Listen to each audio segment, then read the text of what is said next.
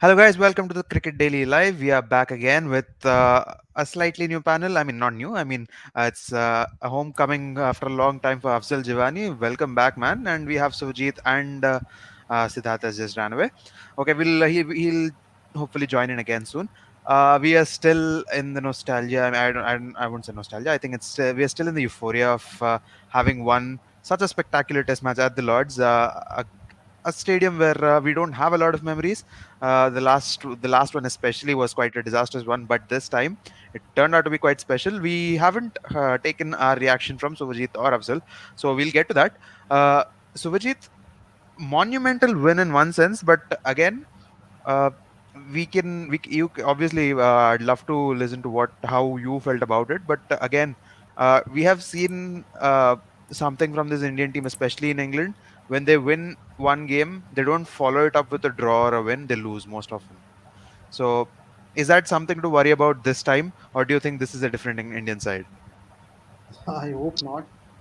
But yes, that has been the trend, especially in 2000 from 2014. We've been seeing that. But yeah, I mean, I would say that. But it's very rare that we have dominated two test matches in succession. Yeah. So I hope that we build it from there, and yeah. And coming to the second test, I mean, I was just watching the match as a fan. I decided not to work on that particular day, and so when the day started and the moment Rishabh Pant got out and followed by Ishan Sharma, I was hoping, yeah, barish kahan hai? And but it never rains when we want it to rain, and then I mean that Shami and Bumrah partnership, and I mean a lot has been said about the entire chatter, and Butler coming and saying Bumrah something, and the bowlers peppering the tailenders with the short ball. But it was all fun. I mean, as a spectator, it was really exciting, and मतलब काफी मजा आया, and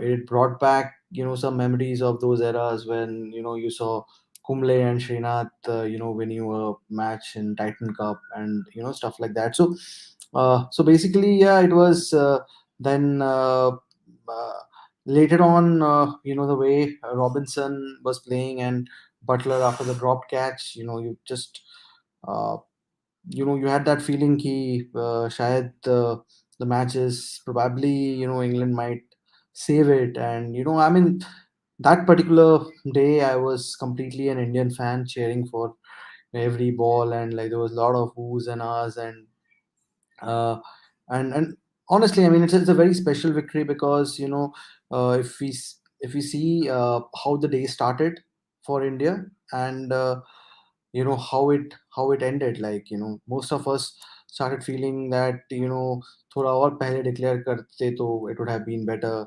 We would have had more overs and stuff. So yeah, it was fantastic. One of the best test wins that I have watched, and it was super fun. And let's hope that we build it on from there. Yeah. Yes, indeed. Sujit, if you can mute yourself, I think we have a little bit of an audio. Yeah. Thank you. So guys, I'll come now to Afzal. Afzal भाई मतलब चमत्कारी हो गया. क्या बोलते हैं आप?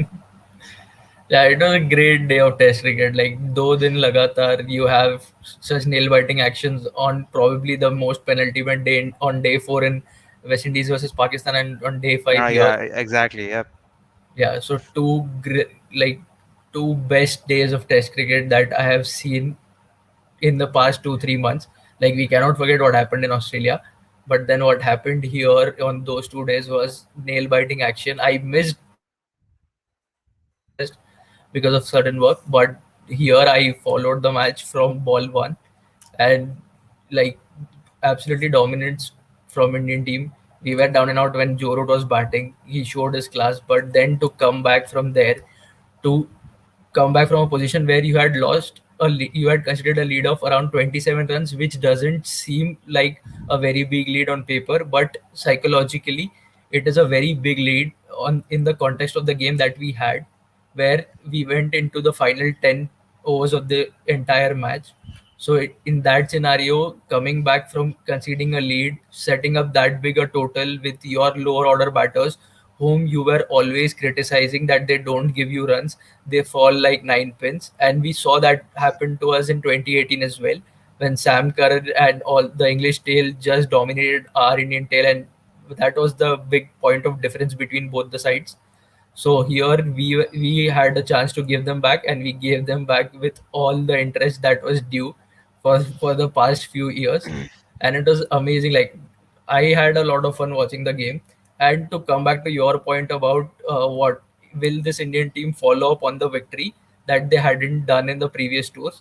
In the previous tour in 2018 as well, this team had the intent, but Yep. Sam Curran and the English lower order batting proved to be the difference between the two teams.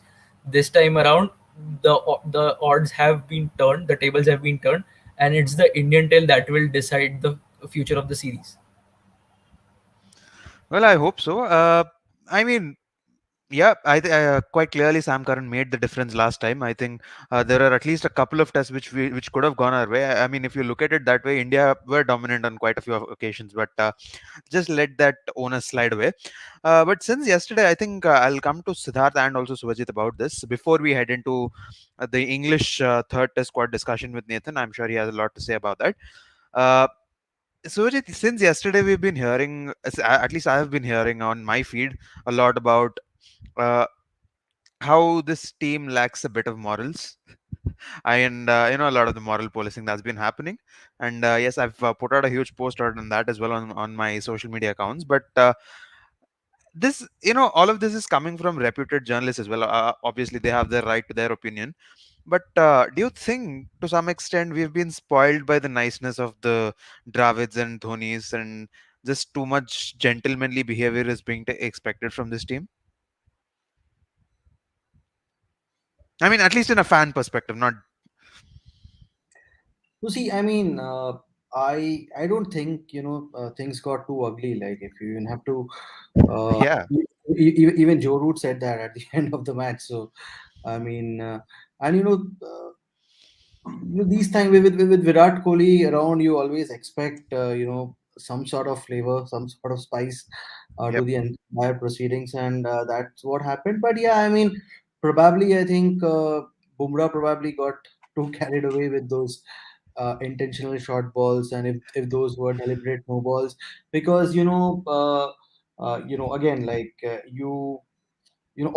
all these things are a part of the game, and fine, agar if Anderson is not equipped to play those short balls, better they could have declared the innings. I understand that point and I agree to it, but sometimes this ploy of deliberate short balls and going after deliberate no balls, it could be dangerous. And we saw, I mean, the Phil Hughes incident is like just, I think, what, 2014, and it's in the recent memory, so it can get a bit dangerous. But about the verbal tiffs and everything, I mean, let's be very honest here.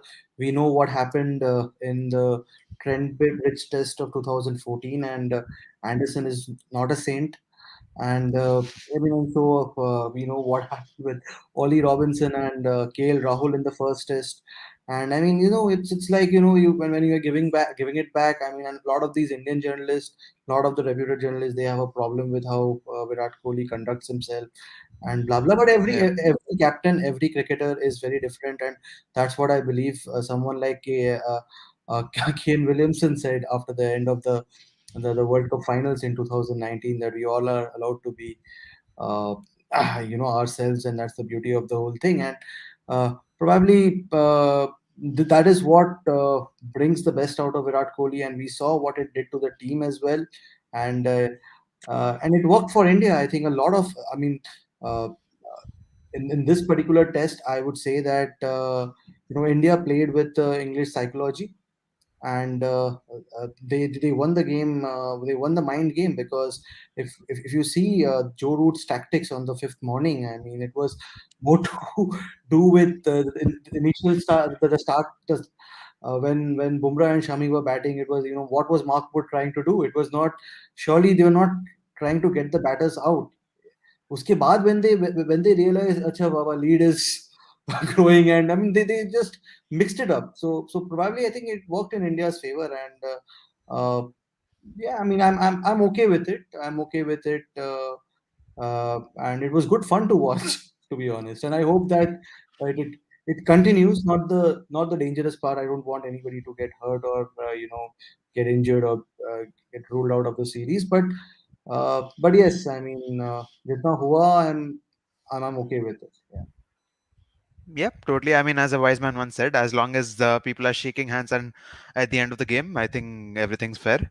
Uh, I'll just get to a few comments before I come to sorry couldn't hear about it. Uh, Surya says Afzal Bhai is back. Our marquee man. Yes, a lot of love for Afzal there. Barkley and Burns need to open for England and Headingley. Yes, we'll get to that discussion. Who are England's openers now? One of Pope or Lawrence to get a chance. I think it's going to be Burns and Hamid. But yeah, let's see what Nathan has to say about it. Whew. Just into the 11, I think he's talking about Malana. I'm not very sure.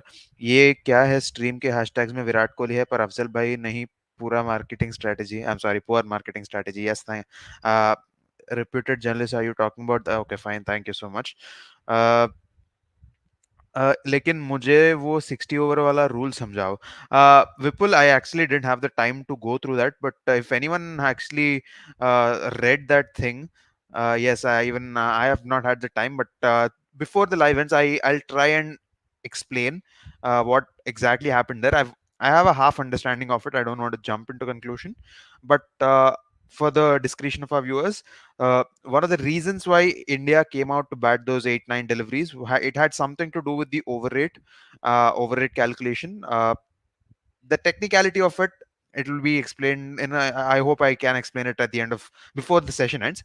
But Siddharth, coming to what we were talking about since the last couple of days. I'm so sorry. Yep, about the moral policing and everything. You're same, man. I mean, it was well within the rights of. I mean, it was well within the moral lines, wasn't it? I mean, it was definitely overblown in certain areas, wasn't Uh, yeah, I agree with Suvajit that a lot of this happens because of that motivated perception that is there around Virat Kohli. But I think he's motivated his players so much, that the tides have turned. And as KL Rahul said, if you go against one of us, we'll go we'll ensure that all 11 go after you. Don't forget that in the first test, if you remember when Siraj was going at Sam Curran, it was Kohli who was calming him down. it? Yeah. So so that's how, I mean, it's okay. It wasn't that bad, honestly. I mean, I don't know what hue and cry has been made about it. Because the only the outcome is something that deserved the hue and cry that it got. And we've seen what the Australians have done over the years. They've done much, much, much worse than this. And I honestly don't think there's anything wrong with it. I don't think it's an issue at all. Yes, I mean makes sense. We'll head into this third test. I think enough's been spoken about the second one, and we'll keep talking about it for many days to come. And once, just in case if by the end of the fifth test, if we are in a victorious position, I'm sure songs are going to be sung about that test match. It's and hopefully we have more of those. Nathan, coming to the third test. The squad has been announced. I'll just put it up for the people there. England squad for the third test. There's no other change besides David Malan coming in for Sibley and Sakib Mark Wood. Mahmood as well, right? Sakib Mahmood Was he coming in. in the Was He he side? was there? already there in the He squad. was He already in was the side. brought in as the Uh, cover for Stuart Broad. all Okay. right. So as it's Broad was not in the squad even before, right? No, he was there in He the was in squad the for the squad. second test, but All there right. were concerns about his fitness. And once he went for scans, the English cricket board they added Shakib Mahmood as a cover just in case Broad missed the test, but he couldn't make it to the playing level. That's lovely. Uh, so Nathan, your initial reaction. I mean, as I could see, you were a little. We were talking about David Malan. I think a couple of days back. I think Kushagra brought that point up when we were talking about the English domestic circuit and maybe the players who we could see as the potential opening choice for England. We also talked about David Malan, and it's not a surprise that his name has popped into the squad. So, your reaction to it? Well, we'll start with obviously Sibley that's left Yeah. the team. I think if we manage him quite well, I think it'll be a blessing in disguise for his career. So, like, if we just go back to say someone like Joe Root, who's obviously ranked number 2 in the world now, he initially came in 2012 and then got dropped 2013. So it does happen to the best players. So I think you need to make sure Joe Root and Silverwood manage him well, and make sure in his mindset it's you had a challenge, your first time in the team. It's not going to be the end, mate. Go back to Warwickshire, learn to get a scoring shot on the offside. Doesn't have to be a pretty cover drive or anything like that. It could just be anything whatsoever that gets you runs. And make sure you learn how to play half volleys on the offside because he just keeps leaving him. And that's the sort of difference of him averaging 33, I think it is now, to 43 or plus. So initially, I think that's a good move from us, which will then lead back to obviously Hamid moving back to his natural position with, sorry, 1 second, with obviously Burns, and that would mean Milan coming in at 3, which for me is the best move because, as I've probably mentioned about 150 times, county championship players are used to 80 miles an hour bowlers, whereas someone like Milan has got used to playing against the best. He might be in a much shorter format, but he's got used to playing them, so he's got a better mentality. And even though it's T20, he still likes to build an innings. So he usually about 15 or 15, so he's used to actually building it. So that should give us that solid platform to give Joe Root a rest, basically. Obviously, Joe Root being the captain, and I checked the stats for the last 2 tests. If you count out his second innings, so anything after that, that one and the first, he's missed 11 overs of the game. So he's been in very, very early, and he's obviously batted the whole way through, or but the whole way through. So I think that top 3 will give us a good platform for a Root. And then obviously we'll have our Bairstows, Butlers, Mowins to then counter attack when we've tied your bowlers out. So I think we're looking better with Milan to wrap that up.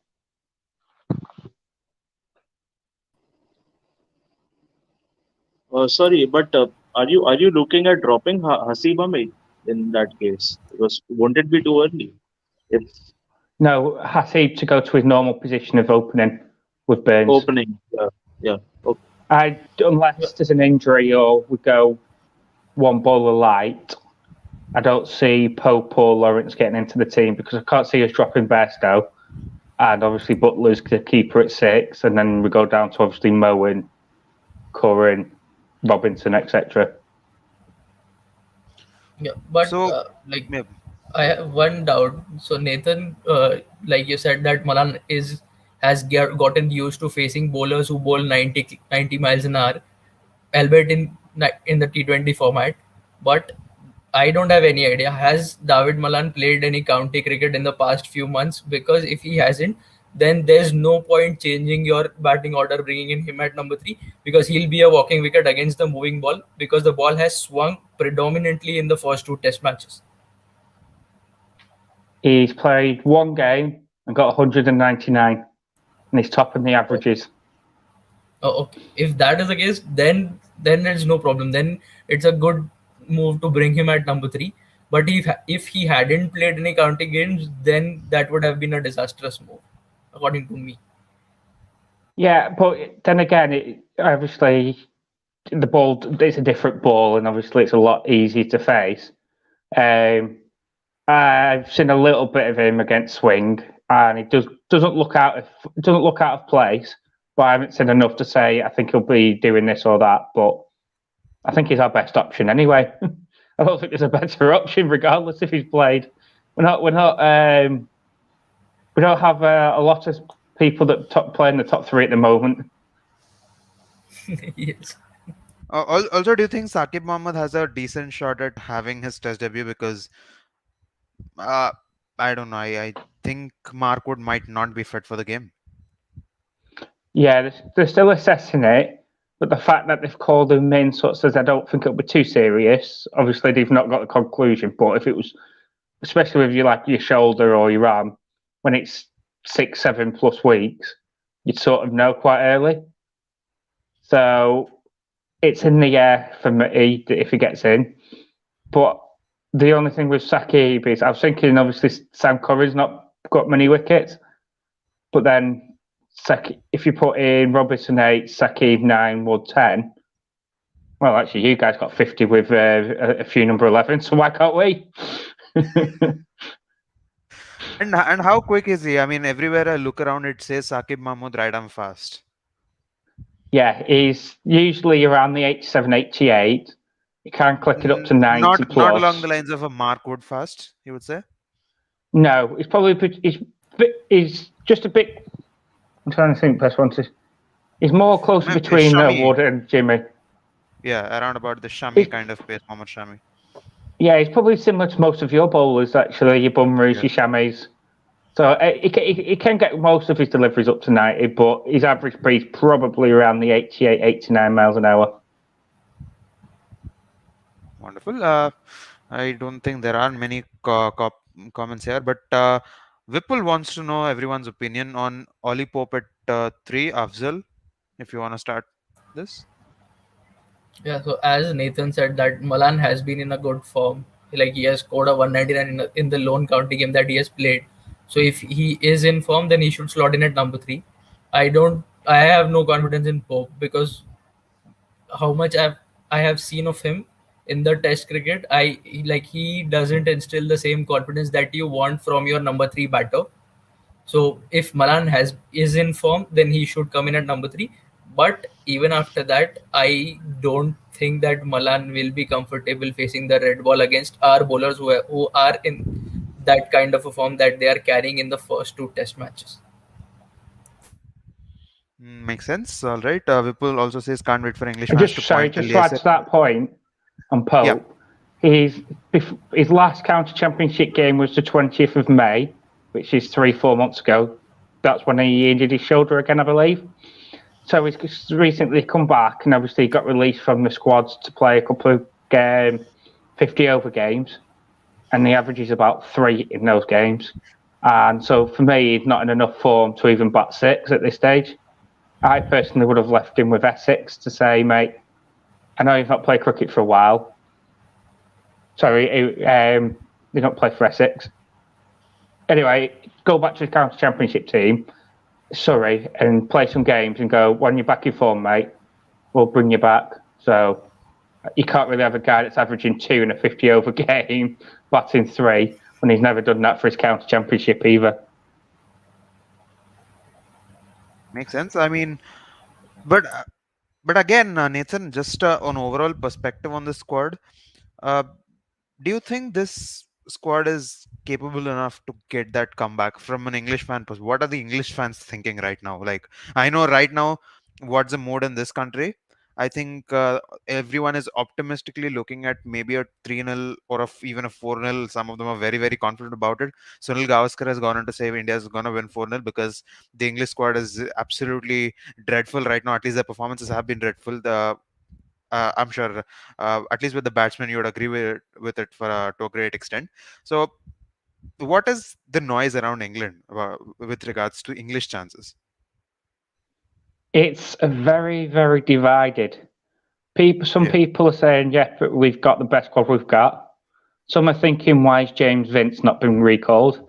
But for me, Milan goes over him. Bairstow at 5, so you can't really fit him in. And some are just saying, we're a load of crap. We might even lose 3-0. Obviously, we're all saying this on weather dependent. I've not had a look at the early forecast because it's obviously a week away as well. But for me, but in my personal opinion, I think if we can, in the first innings, when Joe Root comes in, we will know if we're back in the series or not. If Joe Root's in at 20 for 2, I think we could actually wave goodbye to this series. Lovely. So before I can understand there's not much to talk about today because it's been sort of a dry day in cricket, especially if you're not following 100. Definitely yes. I'm not. So I haven't been following the 100 a lot, so I can say so. But coming to a more delightful aspect, or not so delightful aspect, we'll start with a slightly somber discussion. Virat Kohli completes 13 years in international cricket. He made his debut against Sri Lanka in 2008 on this day. It took a little bit of time for him to settle in, but he was a part of the 2011 victorious squad. Then he just kept escalating and escalating and escalating. Today, he's one of the very greats of the game. Uh, and I'd be quite honest, the last 2 years have done absolutely no harm to his reputation. Although some people do think it has, I absolutely don't think so. Virat Kohli has been absolutely a magnificent servant for Indian cricket for a long period of time, at least. From 2016 to 2019, we can say every time he walked in, there was fear. There was genuine fear in the opposition, and not many batsmen in the past that you can talk about who caused that amount of fear. And I cannot think of anyone in the last 40, 50 years who has been such a brilliant and consistent century maker. So massive kudos to Virat Kohli. I'm sure he has good 4 or 5 years left in his international career. We hope so at least. But Afzal, will start with a slightly somber discussion, which Sachin has had his say on Virat Kohli struggling in the last in the last few months, or I think we can say years, but we cannot really count 2020 because there wasn't much cricket in it. But this is what he had to say. uh, Virat hasn't had a great start. It is in the mind that leads to technical errors, and if that start isn't good, you start thinking about a lot of things, because anxiety levels are high. You tend to overcompensate for your moments. When a batsman isn't in good form, you either go too far across or don't move your feet at all. That happens to everyone. Form is also your state of mind along with the body working in harmony. That is what Sachin has said. Uh, I've read some responses to it from I don't know if it was Akash Chopra. I'm not very sure who said this, but uh, some people have been saying it's gone on for too long now to say it's just a state of mind. But again, uh, it's there has been a clear problem with whatever with Virat Kohli's approach hasn't been. But do you think it's the stress of all the three formats plus IPL playing a major factoring in majorly in this? No, no. First of all, like Sachin is a batting great, but I don't agree with the point that he has stated that Virat hasn't gotten starts of late in Test cricket. If you see the first innings, he hit a magnificent cover drive and he moved towards the ball. I, Like he I worked think towards the basically ball after playing the shot as well. people's definition of a start has like differed here, isn't it? Some people they are looking at how he's hitting the ball at least, and some people are looking at maybe 14 or 40 balls. Maybe that's not a start, but in that maybe you have looked confident. People are not maybe looking at that. Yeah, so like according to me, I believe that he has gotten start and he has looked in touch as well. The only problem that I believe is that he wants to dominate the opposition, and in his quest of dominance, what bring leads to his downfall is that he tends to play at balls that he should be leaving generally in Test cricket. Like he's playing at deliveries that are in the fourth stump and the fifth stump line, which you should avoid in Test cricket. And it is only the process that he has trusted his process of dominating the opponents, and in his he's trying to dominate the opposition Yeah, and fishing outside the off stump, that is leading to his downfall. I don't believe that it is any mental stress of playing all the three formats and plus the IPL. It is just that we have high expectations from him because he has performed and he has scored runs for fun since his debut. So yeah, once a guy has done it, like from 2012 onwards, like you were saying that from 2016 to 2019, opposition bowlers were fearing when Virat Kohli came to bat. It started from 2012, from that innings yeah, in Hobart. From that innings onwards, whenever Virat Kohli comes into bat, the opposition bowlers and all the fielders get scared that you need to get this guy out. And when you have developed that of a reputation, then the public in general always wants you to score big runs as well, which doesn't happen because the law of averages will catch up sometime soon. And but Virat Kohli has played good innings. It is not as if he is not in form. He scored a crucial 70-80 runs in Australia in the pink ball test in the first innings, where he yeah. got unfortunately run out. then his innings in Chennai, that was a very good innings in the first Yeah. test.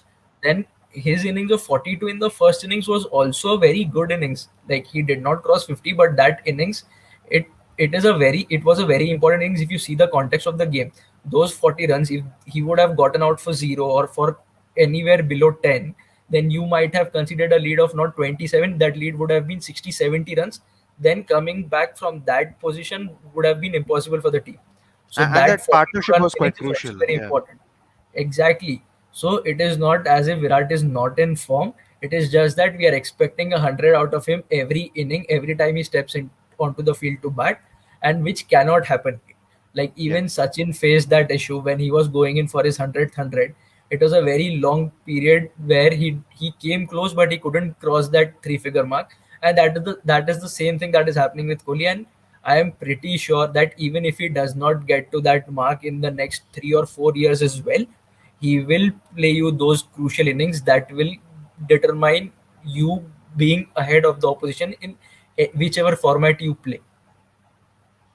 Well, that's quite wonderfully put. And Nathan also is putting it in the comments that Joe Root went a couple of years without 100, and look where what he's turned out to be in the last few months. So, yes, there is plenty to be optimistic about, as of at least what I can take out from what Afzal said. Gautam just adds a point: averaging 40 plus even in his bad phase tells us how great a player Virat Kohli is. Yes, I think that's quite a decent point.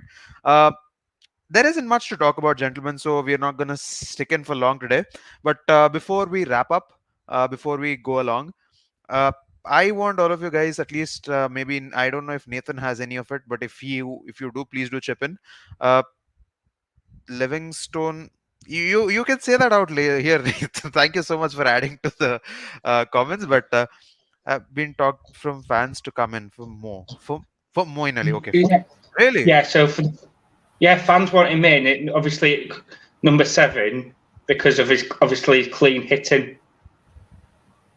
But I people just, then yeah. obviously put the counter argument of you look at Jason Roy and Alex Hales, Tom but Banton as obviously, well. but the other, sorry, their test careers previously. But Yeah. the difference is they faced the new ball with fresh bowlers, whereas he'd come in at 7 and be 50, 60 overs. So you'd be a little bit more tired, so you'd have a tired bowling attack to face. That's just fans' talk. There's nothing from any professionals, but you know what fans are like. Yep. I think that's quite the Lancashire perspective, I guess. Yep. Surprisingly, it wasn't. It might have been Birmingham Phoenix or whatever they're called after his 92 last night. Yeah, that was Yeah, Birmingham and he Phoenix picked up a last three night. for three for, isn't it? Yeah, 92 off 40 deliveries, was it?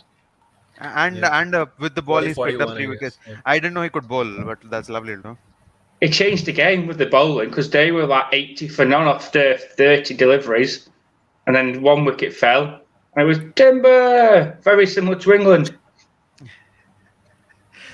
Well. It's. I mean, yeah. Since yesterday, I've been talking about that great reel about Virat Kohli. Great job, Team TSD. Uh, Honestly, Ken, I absolutely have no idea what reel you're talking about. I must go and check what reel is that. Our Rajasthan Royals have found a gem in Livingstone. Yes, Stone with an E. Thank you so much, Vipul. But before we guys can finish, Virat Kohli has provided so many great moments, man. I mean, we can keep talking about the technique that he's lacked or whatever problems he's had in the last 2 years, but he's provided us some absolutely majestic moments in the last few years, in the last decade or so, if we can say so. And I don't think there was absolutely any question when he was named ICC Player of the Decade, which was, I think, the first of its kind. I think that's the first time ICC have announced a Player of the Decade sort of an award. And very fitting recipient for it as well. Uh, we'll start with Prathamesh, as if haven't given him a chance. So, your favorite Virat Kohli moment or a match or an innings that really stands out in your memory? Yeah, so basically, one moment from Virat Kohli's 13 years, had he scored 1300s, would have been easier. But the guy scored 57 more to that. So, I mean, that's incredible. For me, I think there are two moments that are genuinely, I mean, 200s that are genuinely cherished, which You cannot kind of mention sometimes go Mohali unnamed. 2016. You cannot No, mention Mohali I'm 2016 not mentioning because Mohali. I've got dibs I'm on that. talking about hundreds though. Yeah, Yeah, yeah. I'm talking about hundreds. The one he got in Melbourne in 2014, I guess, when we toured Australia. That one was pretty impressive. I think he and Murli Vijay had a very good partnership. And after that, I think Virat Kohli had a fantastic run. And that was after the English tour. So, there was a lot of pressure on Virat not being able to potentially the media critic being like, that Virat hasn't performed well overseas. And from that to go to Melbourne and actually score 100 and the way he scored it, I mean, he just took the Australian bowlers apart. It was really, really magnificent. And another, I think it was 2013 in Jaipur when we chased around 350 against Australia. I think Rohit had scored some 150, Shekhar had scored 97. But then to complete that chase and to complete it with that quickness, I think Virat got 100 of some 50 odd deliveries. And I think that was one Still the innings I that, think it's still the fastest in Indian ODIs, I guess, for Indians among ODIs. yeah, so I mean, it was just, you don't associate 100 of 50 with Virat Kohli normally. But even with the way he scored it, it was very elegant for someone scoring with a striker of nearly 200. And So Jaipur has that very long was, boundaries. Jaipur has very long boundaries as well. So, Yeah. I mean, those two innings, I think, were massive, and obviously have taken dibs on one, which I think probably is Virat's best ever knock. Which one? The one The which you Jaipur took one. dibs on? Yeah. No, the All one right. which you took dibs on, yeah. Uh, Afzal. Yeah, so like my favorite Virat knock, like in Indian colors, would be the knock of 183 that he played against Pakistan in Asia Cup, Oh, ho, ho, because ho, ho. losing your opener On the on first the ball, very second ball of the second ball. chase, Yeah. then going on and scoring 183 runs, chasing down a total of 330 runs against Pakistan in the Asia Cup. And we know that Indian fans would have just bombarded him with all the choices of words if India would have lost. And then in that pressure situation, going in and hitting 183 runs in an ODI, that is a big, big achievement for a player, for any player, and that too coming from Virat Kohli, who had not who was around 5 6 years into his international career, and then 4 years. playing that amazing. Yeah. Yeah, so that is 2012 was it? that Yeah. is Okay, Afzal, wasn't that our before highest ever run chase in ODIs then? At that point, 330 yes. At something? that point, yes. Yeah, At that point, yes. Then in 2013, the series that you're talking about, the Australia one, we registered two 350 chases, one in Jaipur, yeah. one in Nagpur. After the Nagpur game ended, like people were confused. What the hell is happening to cricket? yes. yeah, Yeah. There was a you rule just change as well. mentioned Yeah. before Afzal said in Indian colors, I thought he was going to talk about the 2016 Gujarat Lions, bashing that many No, BD cost. not Gujarat Lions game. The Punjab game, scoring Oh that yeah, century in Oh. 15 overs with stitches on his hand. Yep. That entire IPL, man, I think that sort of personifies the beast that is Virat Kohli. I mean, you can have many T20 performances, but I do, that's easily, if you go by a tournament, I think that for me is easily the best individual performance I've seen in IPL. I mean, 970. Goodness gracious. Yes, Siddharth, I mean he's thinking. a certain legend from England was said to have his number in 2014, only to Virat coming back in 2018 and taking his phone away and deleting that number, scoring 149 at Edgbaston in absolutely the style that Virat does. Nathan would ha- So, didn't he get his number back just last test? Are they back friends again with the Golden Uh, Duck? I yeah, don't I want you think, might mention that. yeah, I think we've gotten 3 digits of the number up until now. Yeah. And the next test, I'm sure I'll get him Golden Duck again, and it'll be Jimmy's little bunny again. no. So now Shami has Anderson's number. That's how we say it in India these days.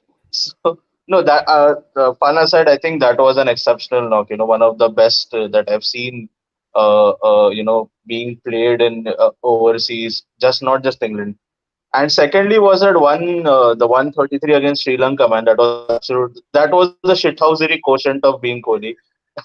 That's the way he batted. I mean, I Yeah, mean that was when you knew that this guy just perfect way to miles put ahead it. of, Yeah, yeah, just miles ahead of so many other cricketers because just the way he conducted that chase, it was just I mean you can't imagine that being that kind of a score being chased out in 35 overs, and he was just beating everyone all over the place.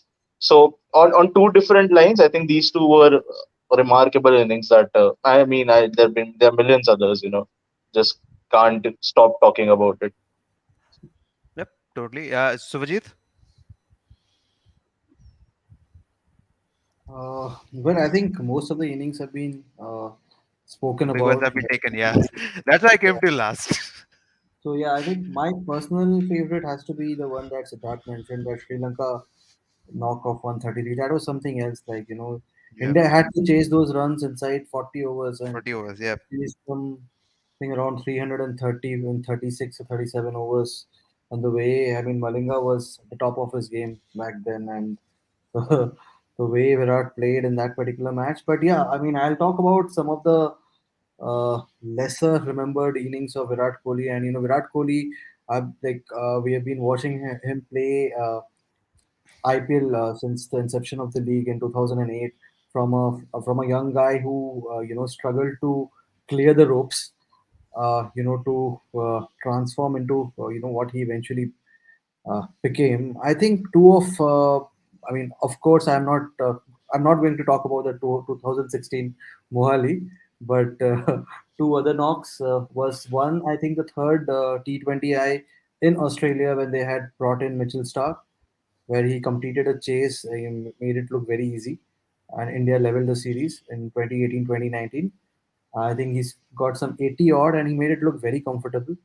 And India were actually struggling at one stage. And the other knock was the one against West Indies in 2019, I believe, where I think he scored again a 90 odd from 37 or 38 balls. He was not out, where yes, yes. where he actually gave it back to Kestrick Williams. So I mean, these are the kind of knocks you usually don't That associate was in with. Hyderabad. Yes. I think 90 odd of 37, 38 balls, and Yeah. yeah. And when you talk about Test cricket, there are a lot of knocks, but yeah, I would pick out the 148 in Adelaide. For the intent, the second Oof. innings, and even that was the first test, his first test as captain. As captain. Yep. uh, yeah, and India were playing without Dhoni, and I mean, having seen a lot of Dhoni captaincy, where India were very conservative in chasing, like around 18 overs are left, and India would not go for 70 odd runs in West Indies, and then losing those matches on consistent basis. For somebody to go for that 350 run chase on the final day, and the way Virat did it actually did not really disappoint the Indians, and probably that is when somebody like Dhoni might have felt that okay, fine, it's time, it's time, maybe Yeah. another two tests, I and he decided to hang his boots. So these are the few innings, and we were discussing about Virat Kohli, uh, the leading the team, and playing all the three formats, and he's done it. He's done it. I mean, he's done it fantastically, and everything has been he's taken Indian cricket to the next level. But honestly, I don't know whether it's a popular or unpopular opinion. But I think every captain comes with an expiry date, and 7 years has been a long time. Maybe after the T20 World Cup, there should be a change, and we should let Virat Kohli, the batsman, do more the talking. And somebody like a Rohit Sharma deserves for the service that uh, he has also given to Indian cricket. Probably it's time for him, and that's just my opinion. Yep. I mean, cannot really debate with that. I mean, especially in white ball cricket, I think. I think Rohit has more than just a case. I think he genuinely he's a strong contender. Let's see what happens there. But again, coming back to my ones, which the ones I called dibs on, the Mohali 2016, on a day when India were like needing 90 odd, 95 odd runs on a batting on a track that was just slow, that had slowed down so bad, on a track where people were struggling to get just ball outside the 30-yard circle. This man comes out and plays. There was that phase when my MSD and Virat Kohli had this over where they ran like four or five twos without hitting a boundary. They picked up like 11 runs. And you could see even someone like Kohli and Dhoni after the over, they almost fell on the ground. And that was a testament to not just the dedication of the cricketer, but it was it is just the levels where he is at. He has always been a level ahead of his opposition, let it be in terms of his preparation, let it be in terms of his execution, and let it be in terms of his mental fatigue, mental fitness, I'm sorry. uh, Virat Kohli, man. I mean, there are so many other knocks that we can talk about, and I'm glad Suvajit mentioned about that knock in Hyderabad because if you guys remember, he started off on a very bad note that day. I think up until the first 15 balls, his strike rate was not even 100, and from there he actually picked it up. That's what at least that's what I remember. I cannot really particularly remember uh, the numbers of it, but he had a very bad start, and from there he picked it up. I remember those lofted cover drives over Hyderabad, and Hyderabad boundaries are not that small. Uh, just vintage stuff. Siddharth, you had something to add? ऐसा ऐसा कर रहा था कुछ नहीं. Yeah, fine. Nathan, I think it's only fair on our part to ask all our guests about this. Do you have any Virat Kohli moments that you like or dislike? I'm sure Jimmy Anderson is coming now. Yeah. Well, any game that England bowler gets out and we win, that's enough for me. Doesn't matter if it's a leg volley, leg stump half volley, or a wide that he somehow gets a thick edge. Although my favourite moment, I was absolutely annoyed at England's batting in the first test. 2 deliveries before, so my first delivery when I put it back on because I realised I'm not angry at the bowlers. Bajara out. Second ball, Kohli out. I think that's probably my favourite moment is the fact I just came back for it. No, but just to follow up on that, how much better is Virat Kohli than Alistair Cook in terms of being a batsman in all the three formats?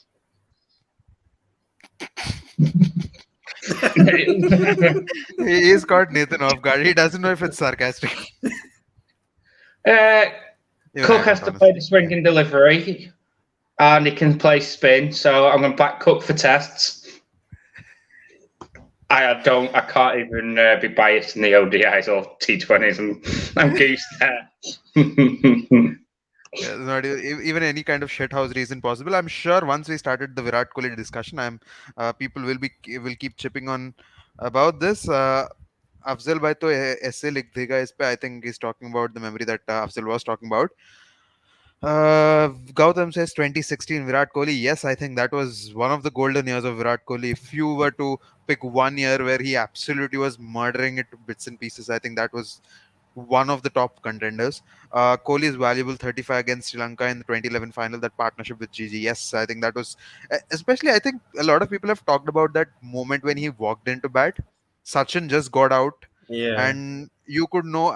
I very well remember. It's like everyone in the house felt like, yeah, this gone. This match is gone. Life is Yep. lost. Everyone is dead. Yeah, Let's just yeah. go and sleep Also, today. also the Lords game was much better than the 2011 win. You I had to, remember, you had to I bring it. remember Yeah, Virat someone had talking to about bring this that in. I was moment waiting for with, this. I think he was talking on YouTube, wherein he talked about it felt like he was walking in a graveyard because, Yeah, and he also said कि I यार can totally मैं भी relate with cricketer that, हूँ, man. मैं भी India के लिए खेलता Yeah. हूँ, I play for India, dude. I mean, you can cheer a little bit for me. Yeah, That's how people Virat thought, Kohli legit felt when he walked on. And Yeah. from Virat's yeah, point of view, that first boundary was so crucial. I mean, that just lifted the mood in First the boundary stadium, nahi but bhai, it was first funeral. ball. I think Virat Kohli first spoke First that, ball. ball. Yes, had he Malinga said bowled a that. Yorker. Yeah. He also Yeah. said that he felt as if he was a number 11 batter when he walked into bat because the Yeah. people had lost all their hopes. Yep. And there you go. Even Nathan has That's lost hope. I Sachin. think he's least interested in Yeah. the Virat Kohli discussion. But just adding to that, man, I think I've never seen, at least in my watching experience, that was the most I've seen people get disappointed of a Sachin dismissal. I know every time a Sachin gets dismissed, it's sort of a somber environment Yeah. across the country. But that was the most I've seen anyone get disappointed after a Sachin dismissal, and That not was even his way too retirement game romantic too. in terms of stuff of dreams, right, Anurag? World Cup Yeah. final, Wankhede Stadium, Mumbai. And that chance to win picture of it and all of him that. going out and Virat walking in, it's like uh, Yeah, passing on that what do you call the torch. Just lovely stuff. Yes, thank you so much, guys. that We've had straight drive that day from Sachin. I think I remember that straight drive, and after that, the way he got out, it was like, yeah, man. I mean, but Virat, thank God for Virat. I mean, that is an important knock, honestly, because uh, had he not played that day, all of the pressure yeah, would have bahut been aise. again on Yuvraj or MS or And someone. So yeah, just a last addition to it. Imagine one of those other knocks. I think Wankhede 2016 against West Indies. We lost that game, but I think Virat Kohli was just outraged. I think that was maybe in one some sense it could have been an even bigger knock than the Mohali one because it was a semi-final, obviously. But obviously people Yeah, wouldn't remember even that he had very very one fondly. other inning. He had one other inning in the World T20, if I'm not wrong, against Pakistan. Pakistan, Like when Pakistan, he yes, bowled towards Sachin after reaching his 50, right? yes, At Eden Gardens. That was a sluggish wicket as well. We were chasing around yes, 120 in exactly. 18 overs and then scoring a 55 where Yuvraj struggled. Like he scored something 25 of run a ball at a 100 strike rate. Yeah, So on that wicket scoring at 55 against Pakistan in a World Cup game, absolutely brilliant stuff. precious inning. Yeah, I think that was in Kolkata, if I'm not wrong. Yes, plenty of such amazing memories from Virat Kohli over the years. We started off on a slightly somber discussion with Virat Kohli, but again, finishing it on a high. Virat Kohli has been quite a magnificent cricketer for India, and we hope he continues to be. Thank you so much, guys, for joining in. There wasn't much to discuss about today, but hopefully tomorrow we have a lot more to cover. And yes, the the fourth test match is coming in, and in a couple of days' time, we'll also be having the Premier League starting in. So we'll try and chip in with the preview of the game week 2. So thank you so much, Suvajit, Afzal. What's his name? Siddharth, Nathan, and also Prathamesh. Thank you so much for joining in. We'll see you guys soon. Take care.